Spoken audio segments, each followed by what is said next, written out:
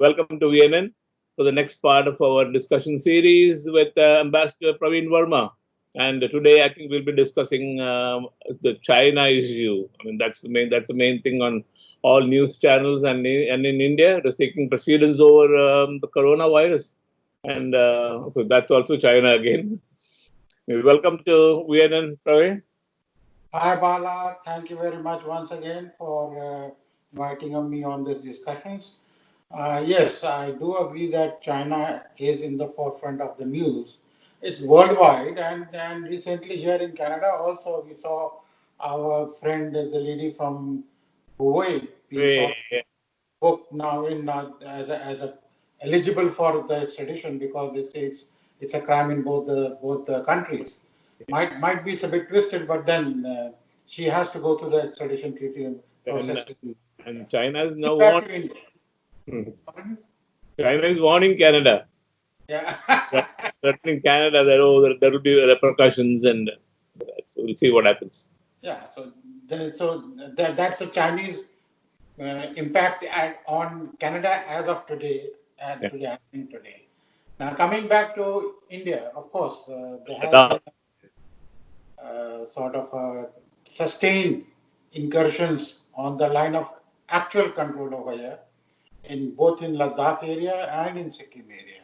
mm, And this time it seems that the incursions have been more sort of sustained and not a temporary one which has been there for quite some time. Normally, after the 1962 war, the things had been quite quiet on the border, apart from skirmishes on both the sides. But then they would be sorted out at the commanders level on the either side, and nothing would sort of aggravate at any level. The only major thing which we heard for some time is the Doklam, where there yeah. was a standoff, and that was again peacefully sorted out. And even today, we don't think of any military intervention in that area. But still, these incursions seem to be a matter of concern, and our analysis is that it is because of India now also sort of propping up its infrastructure along the line of actual That is the control. main reason because I was reading about it. That more than 3,500 kilometers of border roads have been built, proper infrastructure, and there have Yeah, been air bases and no airports have been finalized and on the border areas. yeah, they have this built road which you are talking about has been generally built along the line of And actual control, and supporting them are airports and other infrastructure facilities. Now, that should not be a matter of concern for the Chinese because Chinese had these infrastructure long time ago. They've but been now having a I feel that much greater reinforced infrastructure along the border, and their army could move into that area at a moment's notice. Indian army would really had to work hard. Now we have sort of built up the infrastructure, and somehow the Chinese are being apparently agitated about it.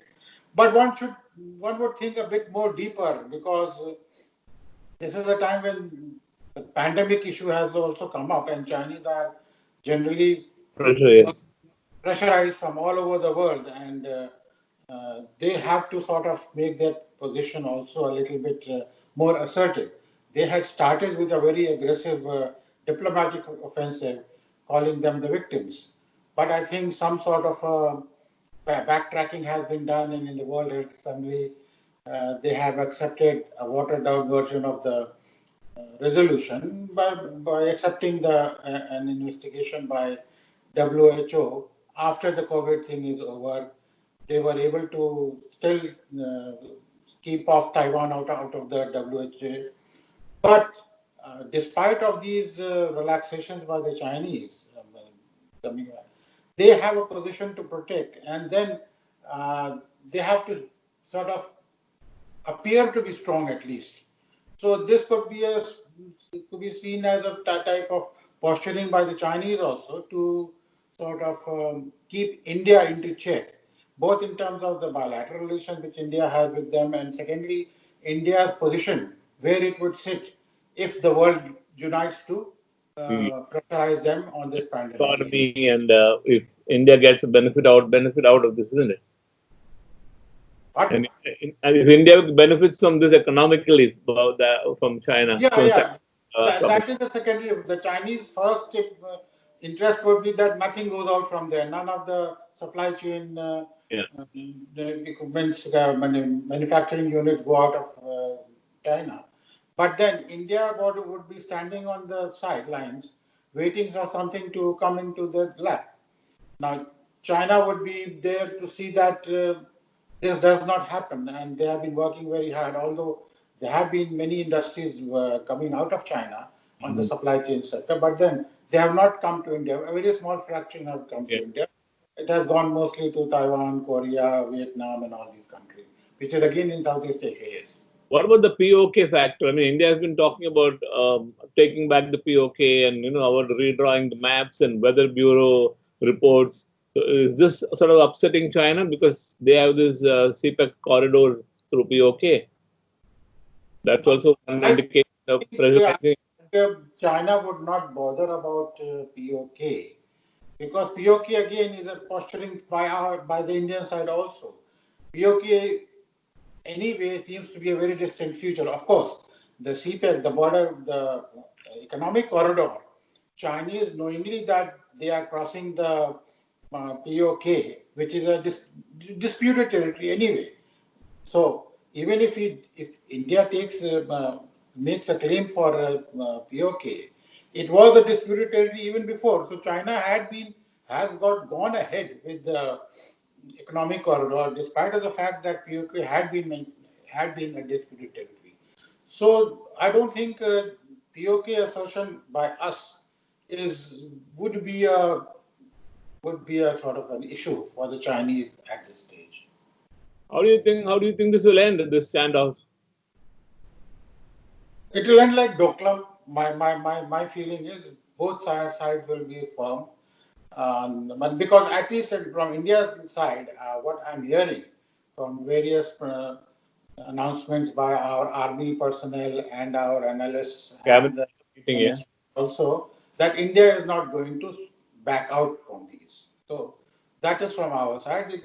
And the Chinese apparently will not sort of back out once they started it. So it will be sort of a stalemate from both sides, like it has been for so many years. Only thing is that this time Chinese have started sort of, earlier they would come in and go back. Now they started making trenches and are staying back over there.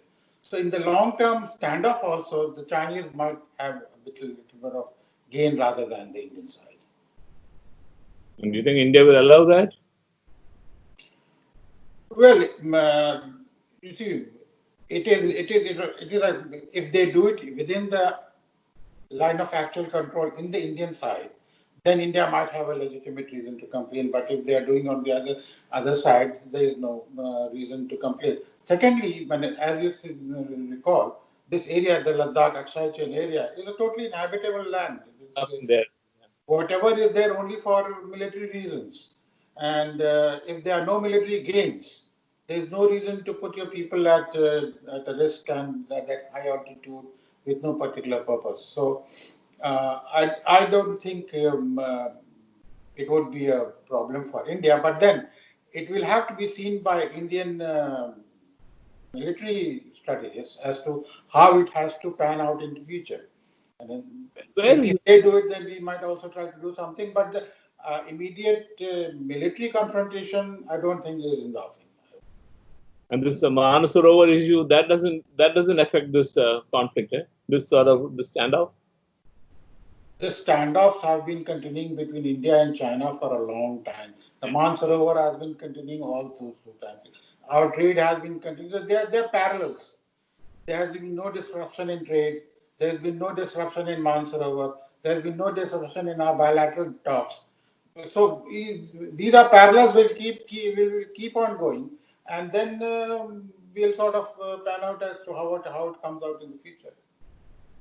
Do you think this trade will suffer because of maybe internally within India, people will say, okay, let us not buy enough Chinese products? That could happen.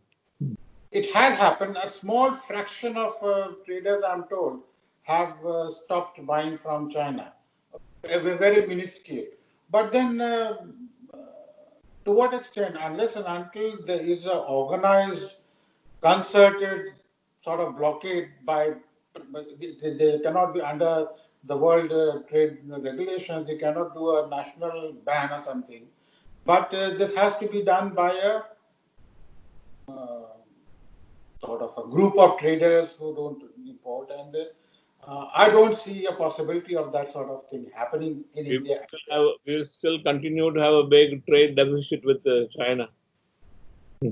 That's the whole problem about the world pressure against China. Everybody is talking about applying pressure against China, but everybody is continuing to buy from China. Everybody is getting their PPEs from China. Everybody is getting their pharmaceuticals from China. What do? Manufacture their own. Pardon? They should manufacture their own, isn't it? Like India has started doing now. Yeah. So that is something which has to be done if you manufacture on your own, and you have that sort of consumption pattern within your own country. You keep on doing that.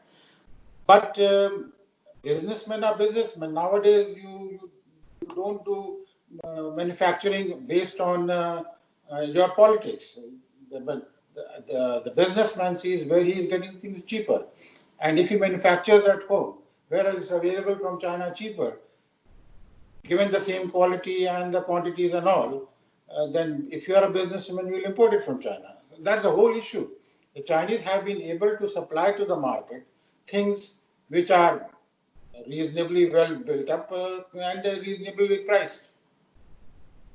And another thing is that they have uh, they have an advantage after pandemic that they've already started the manufacturing, whereas most of the other countries are still to sort of gather all their strengths and then start building up an infrastructure to start manufacturing to the strength the Chinese have. I mean, this situation in geopolitics will continue because China is already a rising second power in the world now. Yeah, that's and they intend to maintain that, and by mid of this century, try to sort of overtake USA. That's their whole intention. They will want all other countries to sort of bow before them and say, okay, like the old Chinese emperors wanted tributes some other small kingdoms in it. Dream China is their vision by 2049. They want or every country in the world look at China as their savior. Yes. That in geopolitics, I was just reading that what matters, there's no morality, there's no right and wrong. What matters is if you're strong. That's all that matters. Yes, that's Darwin, survival of the fittest. That's I've always been saying survival of the fittest. Doesn't India have any such ambition? There should be, isn't it? Something. Pardon? India should also have some sort of geopolitical ambitions. Yeah, that's what the present government is trying to build up. Now, for that, we have to have a concerted united strength within our own country, which at this point of time is a bit lacking. We have a federal setup which is good for the country because of our diverse nature of our people. But then it's been difficult to find a common thread so that all the provinces are able to talk in a unified voice for the country, not for the political party as such, for the country to move forward. And parties will come and go, governments will come and go. But governments have to look towards a consolidation of their own strengths, which I feel had been lacking in some time. At least the present government is looking forward towards uh, going into the international field, looking into their strengths, good or bad. The ways they are doing, I don't know. Some people dispute it's not the right way. The international human rights people are after them. Uh, some media elements are after them, but then there has been an attempt to at least. If this Cold War between the US and China continues, which it will, where should India stand? On a line like the old days, okay, between US and Russia, or we are neighbors of China, so we have more to deal with China, and China would always have a special position as far as India is concerned because of our long border with them and because of our trade relations with them and because of our being in the same region. So we really cannot position ourselves totally in the middle. I would feel that whatever may come in, well, ideally, India should stand with all other countries if you want to contain the Chinese dictatorial policies and their ideological moorings. But then economic strength is more important. And for that, uh, you align with USA, fine. But with devil, huh? Yeah, no. Again, it's far off country. You see, you really cannot bank on the Americans entirely with Chinese sitting just next to you. They can do whatever they can. I mean, you see, they can disrupt. They can disrupt. Unfortunately, China and India are at two different levels, and we sort of at this stage of time stand to lose a lot if China tries to be funny with India. So we have to look into those options also and keep our flanks covered while we work with the other countries to see that China is brought into control. So we have to have a very nuanced position vis-a-vis China whenever there is a position of a confrontation between the rest of the world and China. And China would definitely want to have India and, of course, the Russians would be there and some other countries from this region, North Korea, of course, on their fold. So it will be a nuanced position. I don't think India can blindly go into the Western fold at this stage of time, being the geopolitical proximity of our. I think the best thing is to continue developing your strength, and then like Deng Xiaoping said, bide your time, isn't it? Yes, best thing is to strengthen yourself. Yeah. That's all. The other party will also be strengthening itself, but how fast you strengthen? Like China and India in 1962 were not very different, but today they are much different countries of different strengths and different economic capabilities.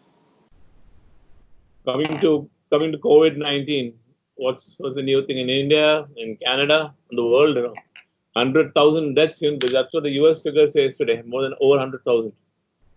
Yes, but US has been a bit. Their policies have been different. They have not done extensive lockdowns uh, and then their infection figures are mostly in New York, which is a different sort of a cobweb city itself. Canada has been better, much better. Canada and India are much better, but with the opening up of the stage 4 in India and whatever stage over here in Canada, both these stages, businesses have opened, people have started coming out. We can see people in the parks. There could be a spike. That has resulted into spike of cases. There can be two reasons. Number one, because of in Canada, because of people sort of coming together, people going to the parks together, businesses coming together. There has been a spike. In India, the reason would be the return of migrants coming from abroad. All these things could be a reason. But this spike was expected, and the whole intention is, and the whole strategy is to contain this present spike, which will be important. And as the doctors say, there might be another big spike coming in by winters, which is a theoretical projection. We'll have to look for that. But at least if we go through these two spikes, then we'll be able to reach a plateau, and then business as usual will start. Some sort of a remedy would come in. Yeah, vaccine or whatever. Yeah. And after 1 year, vaccine will also come in 18 months or so. So as I continue my thread is that our strategy is we need to contain the amount of deaths and buttress the amount of recoveries. Testing is being done anyway, but then sometimes, like in India, the numbers of testing might be a bit difficult. But as long as we are able to see that not many people are dying, Mortality. And the recovery rate. The recovery rate in India is around 40%. Recovery in Canada is about 40%. Recovery rate in USA is 25%. The world is around 35 to 40%. So recovery rate is important, and as long as death rate is also less. In India and Canada both, I think 4,000 in India, 6,000 in Canada is a very small number. In India, it's a very, very small number, but I would give some margin for unreported cases here and there in the villages.